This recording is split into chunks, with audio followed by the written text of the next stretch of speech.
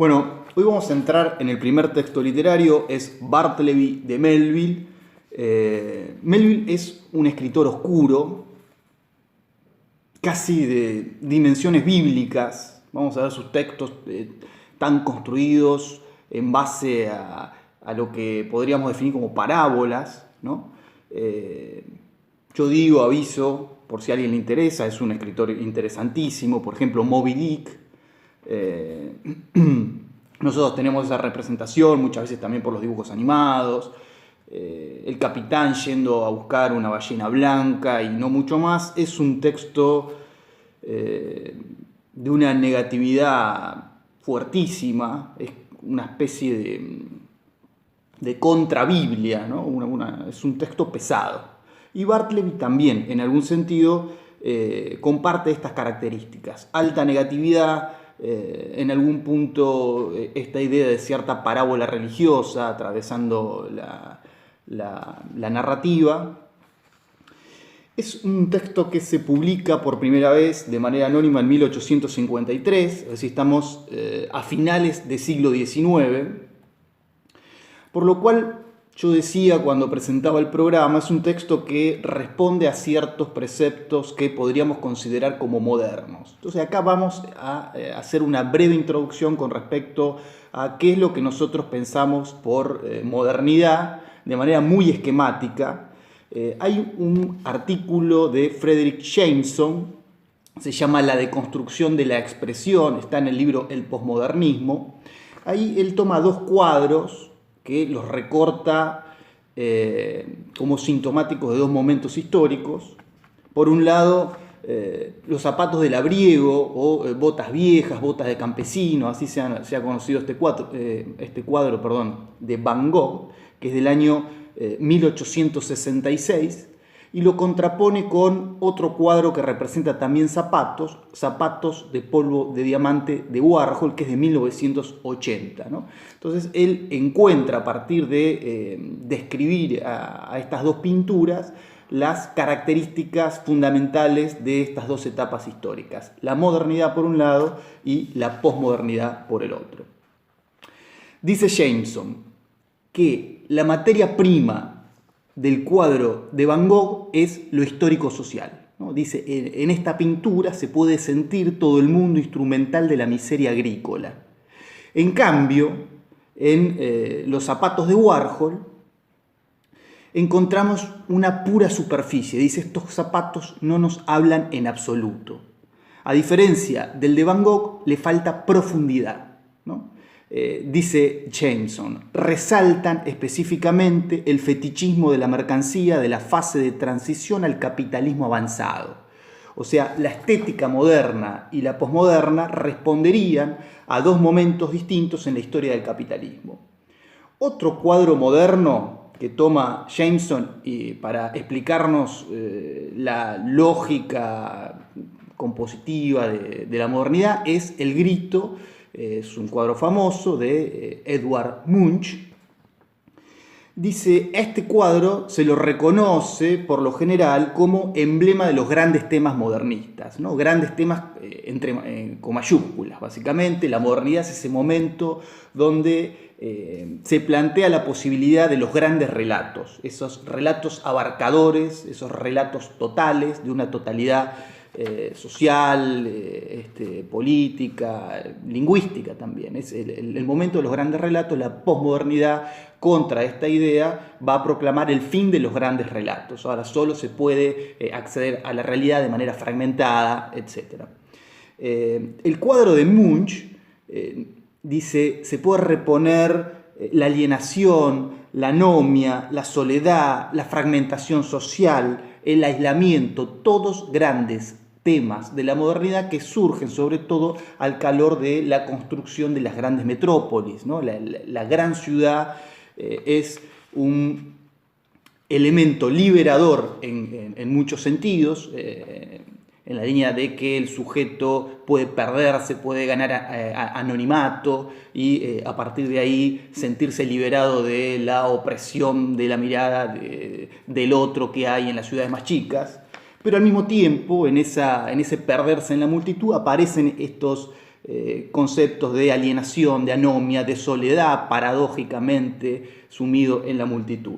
Ahora, fíjense que estas características que Jameson nos presenta para pensar el cuadro de Munch tranquilamente podrían ser trasladables al texto de Melville, ¿no? El texto de Melville, en este sentido, es un texto eminentemente moderno, ¿no?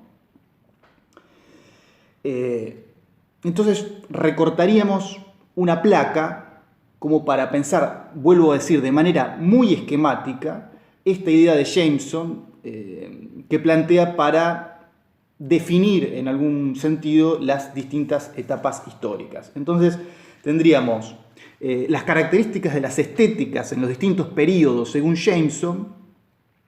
La modernidad quedaría asociada con determinada idea de profundidad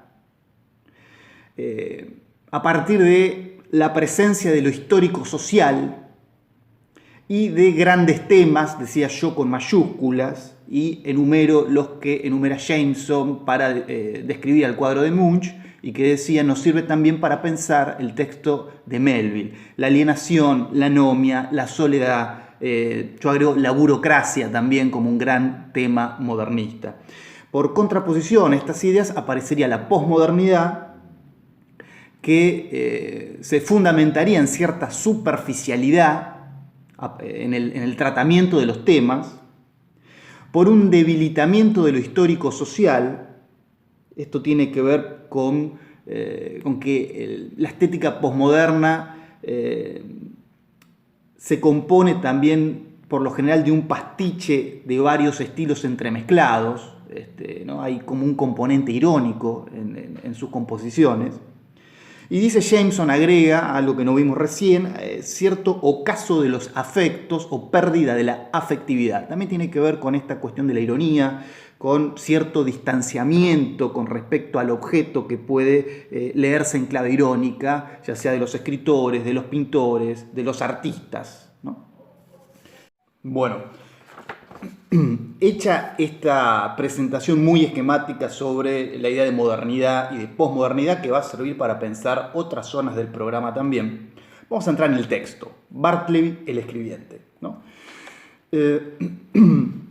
Es un escribiente o copista, y en su carácter de escribiente, entonces, vamos a ver que el protagonista va a activar una serie de elementos asociados con la práctica de escritura. Es decir, es un escribiente, es un copista, no es un escritor, pero ahora más adelante vamos a ver en un momento si podemos pensar a Bartleby como específicamente el escritor moderno, no un poeta, sino el escritor moderno. Vamos a ver si permite esta clave de lectura.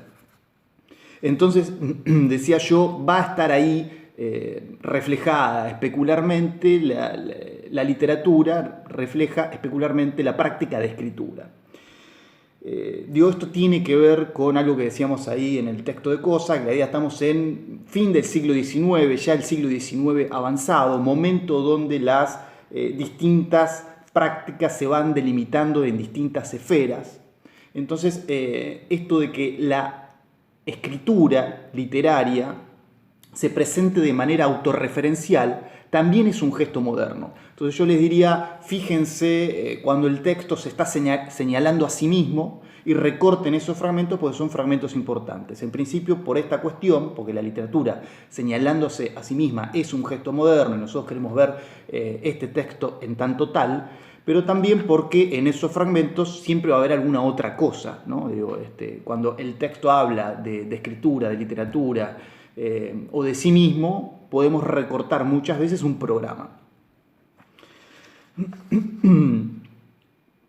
Entonces, por ejemplo, recorto un par de momentos donde se nota claramente cierta autoconciencia del lenguaje. En la página 12, por ejemplo, el narrador recuerda a su primer jefe, ¿no? John Jacob Astor, dice, cuyo nombre lo reconozco, me encanta repetir, pues tiene un sonido rotundo y redondo como el tintineo con que el oro llama al oro. ¿No? Acá podemos pensar una concepción de literatura como determinado empleo característico de la lengua, ¿no? Siguiendo esta idea del formalismo ruso que traemos ahí de la clase de Eagleton. Pero cuidado porque yo diría, a la vez vamos a ver que el estilo de Melville es bastante transparente, ¿no? Digo, no tiene que ver con esa idea de textos que hacen grandes contorsiones en la forma, ¿verdad? Entonces, ver que el arte poética de Melville es, en algún punto, si bien por momentos roza el absurdo, es un texto realista, ¿no? En términos de forma. Y esto se relaciona con otro fragmento del texto, ahí en la página 13, cuando describe a los empleados del narrador, Turkey, Nippers y Ginger Nuts, dice apodos que eran apropiados a sus respectivos caracteres. Y acá esto sí es un momento importante, tiene que ver primero con esta autoconciencia de la lengua y sobre todo en este pasaje con la relación entre referente y significado, ¿no? Es decir, la relación entre la palabra y la cosa, que es uno de los grandes problemas del realismo, justamente.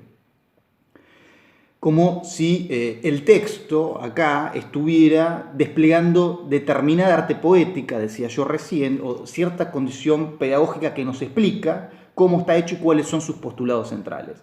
Acá yo recorto dos momentos, por supuesto que el texto no se agota en estos dos señalamientos, y yo les diría, pero sí como clave de lectura, que se fijen en todo aquel momento donde el texto se está señalando a sí mismo, porque eso es un gesto moderno y porque es importante, porque ahí hay claves de lectura para pensar alguna cosa.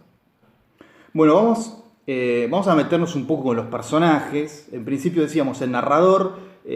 Yo les preguntaría, si estuviéramos en presencial, ¿cómo es este narrador? ¿Qué tipo de narrador tiene el relato?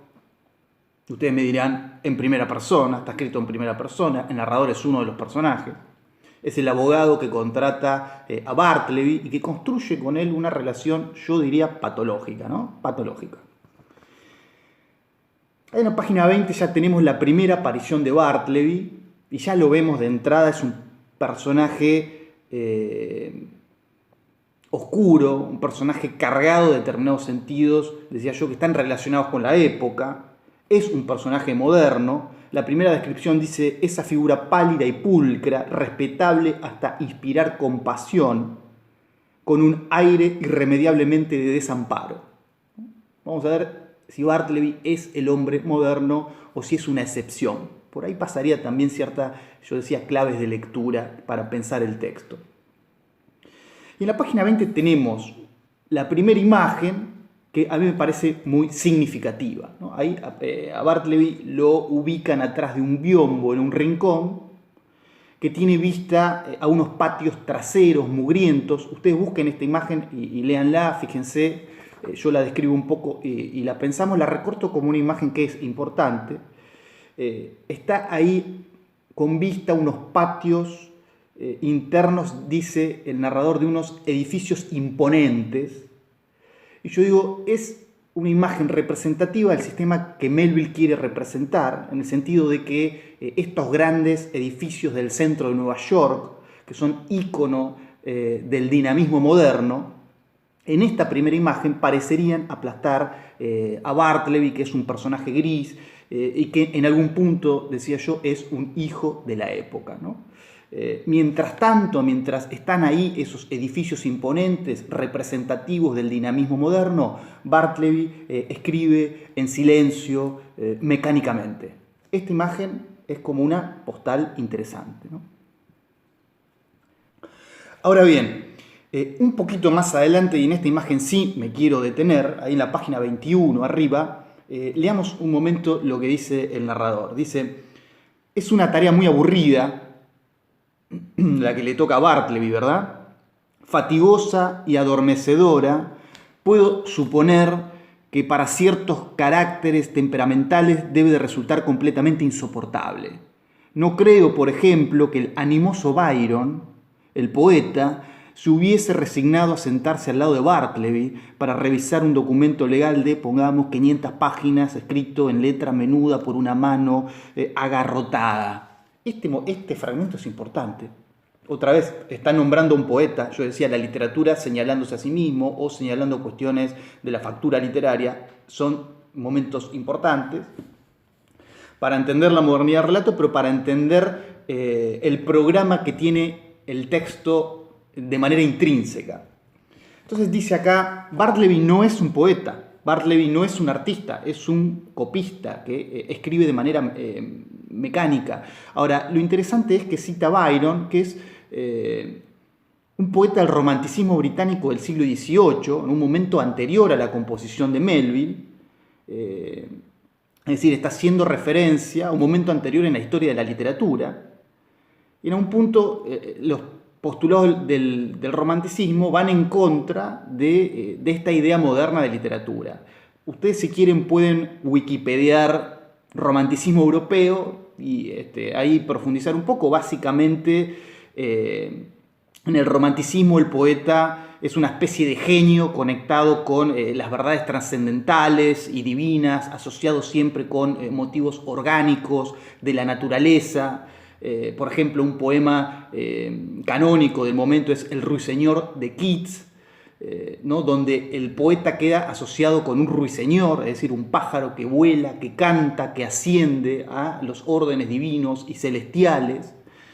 Un pájaro, un elemento de la naturaleza, que se da en correlación con justamente la constitución de las grandes metrópolis, que el poeta romántico ve como un peligro para su propia tarea, en algún punto sagrada, ¿no? Entonces, en vez de representar esas grandes chimeneas que aparecen allá al otro lado de la ventana, de las fábricas y las grandes avenidas y las luces y lo que fuere, lo que hace el poeta romántico es un viaje interior y tratar de recuperar como una especie de lugar dorado que empieza a perderse y que queda relacionado con esos paisajes bucólicos, ¿no? Donde la vida pastoril, etc.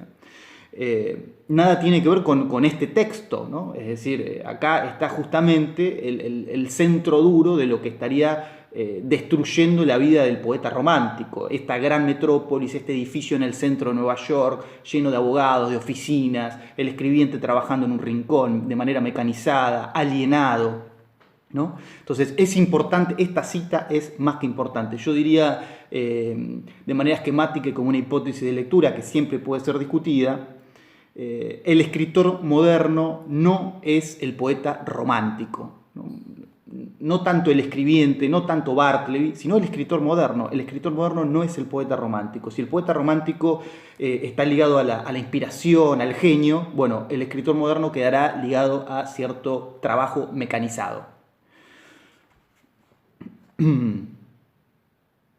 Bueno, y en esta misma página ya aparece la célebre frase de Bartleby, I would prefer not to, es decir, preferiría no hacerlo, que va a repetir como un mantra a lo largo de todo el relato. Fíjense, ahí en la 22 y en la 23 arranca, preferiría no hacerlo, preferiría no hacerlo. ¿Qué quiere decir preferiría no hacerlo? Qué raro, dice el narrador, esto es extraño, ¿qué se podrá hacer? Dice más adelante en la página 23, preferiría no hacerlo, preferiría no hacerlo. Había algo en Bartleby que no solo lograba desarmarme, sino que de un modo extraño me conmovía y me desconcertaba. Preferiría no hacerlo, ¿no? Entonces, yo creo que la idea sería pensar qué hay contenido en esta declaración tan potente de Bartleby. ¿Qué es lo que Bartleby prefiere no hacer en el centro de la época? Es decir, la idea es pensar un poco estas cuestiones y después vamos a ver qué dice Deleuze con respecto a esto, ¿no? Es decir, cómo Deleuze construye un objeto crítico que es original, es una propuesta de lectura original. Mientras tanto, nosotros, mientras leemos el texto, pensar estas cuestiones y como gran categoría, qué hay contenida atrás de esta frase, qué cuestión hay contenida atrás de esta frase. Seguimos con otros problemas que activa el texto en el video siguiente.